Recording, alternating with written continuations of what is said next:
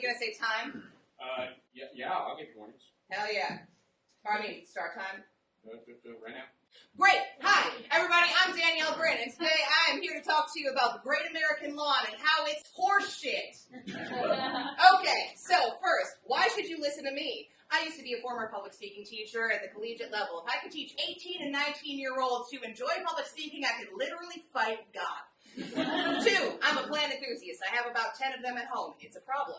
Number 3, history ho. If it's old, I want to know about it. I probably want to touch it. Number 4, I'm the spawn of middle-class suburbia. I was surrounded by lawns my entire life growing up in Milwaukee, Wisconsin. Here we go. So, origins. Where did lawns come from? 17th century England. Wealthy landowners are like, you know what? Instead of planting crops, let's just take our little square of land, plant something absolutely useless that nobody can eat, and make our slaves farm it, dependent on human labor. Starting off super shitty. And then France went, damn, England, you look great. I think I'm going to appropriate that, except I'm going to turn it into Versailles. King Louis XIV, this man made a lawn that's bigger than Disney World. Okay, do you know how much water that takes? I don't, but it's a lot. Thomas Jefferson looked at France and went, damn, France, you look great. I'm going to put this in Monticello. And by I'm going to put this, I mean he made his slaves put it at Monticello. George Washington did the same thing. Terrible white men. Start of lawns. Next, but you know who's the worst? Abraham Levitt. This motherfucker right here. Okay? You just look at him. He looks like the guy that instead of giving you your raise at the end of the year says, we're going to have a pizza party. And I'm the lactose intolerant member of the company. So I can't even eat it. So, here's where your hope goes to die. In the 1950s on, first of all, Long Island. I could stop my presentation right there, Long Island. This man decided to create suburbs with him and his sons. And he was the originator of basically the HOA. So he's like, you have to have a lawn. You have to keep it clean. You can't fence it in, and I'm going to send out pamphlets to remind you and bother you about it, just like they do today. Look at that house. That house is giving me generational trauma, and trust me, I know. Colonizers. Lawns are colonizers, and I'm going to tell you why. Look at these. These are weeds. So settlers were like, oh, we want lawns, but it looks so nice in England. We're going to bring it on over into New England in the early 1700s. Well, they brought over seeds and clover, but they also brought weeds. They brought thistle that stabs you, ragweed that makes you sneeze, poison ivy, are you shitting me? Okay, 22 species in like 50 years showed up in Massachusetts Bay. We could have had something so great, we could have had native plants, but no, we have horse shit. And you know what? North America doesn't even support lawns.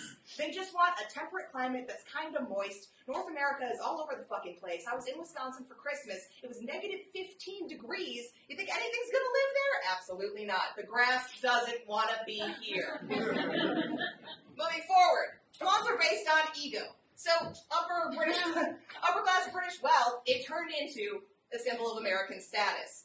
It's the most grown crop in the U.S. and you can't even eat it. You can't even eat it. It just takes up all of this stupid space. It's an indicator of socioeconomic character, property and resale values. My question to you is, are you burning dirtily? Are you? I don't fucking think so. Moving on. Lawns are capitalists.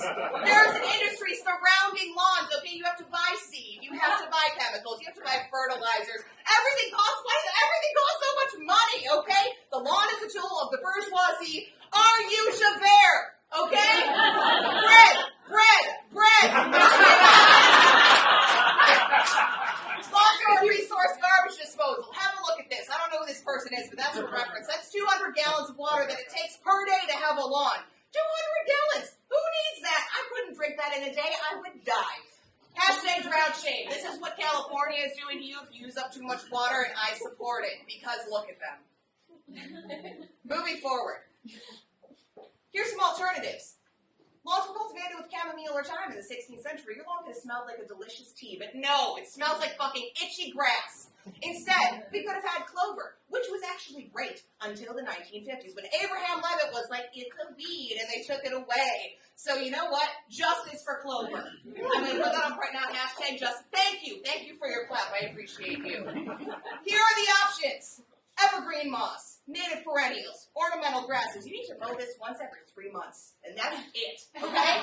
These look like you have a beautiful garden in your front lawn. They are native. They don't take up any space. An invasive species, I have spoken. These are my sources because they're reputable current. We do not pull anything from Wikipedia in this household.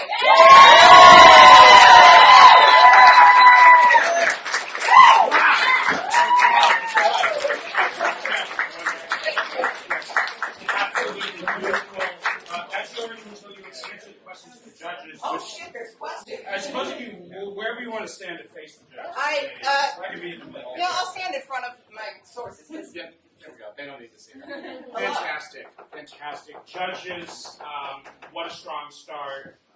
Let's just go down the line in the order we started. Shay, do you have any questions for Danielle? Oh, man. You definitely knew your stuff.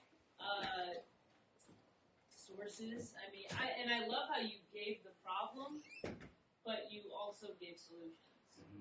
Thank you. And I have no questions. I thought it was great. I loved hearing you talk, but I also couldn't read the words on the screen while listening to you talk. Because I was too powerful. Yes. you were very not to jump, but like you were very convincing in how you were talking, and I wanted to listen to you the entire time, but I was distracted by the words on the screen. Fantastic. But I like it was amazing. I think this is just an existential issue of a good PowerPoint presentation. Yeah. So do with that what you may. I do want to move on to our convincing judge. That was hot. I asked for heat and I got heat. So that was nice. There's a lot of fire in your belly. I can tell. You're like, this is bullshit.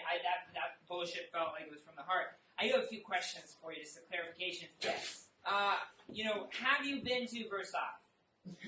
Yes. Was it pretty great though? Okay, all right. And then what about putting bare feet on a nice grass lawn? It makes me itchy. Okay, all right.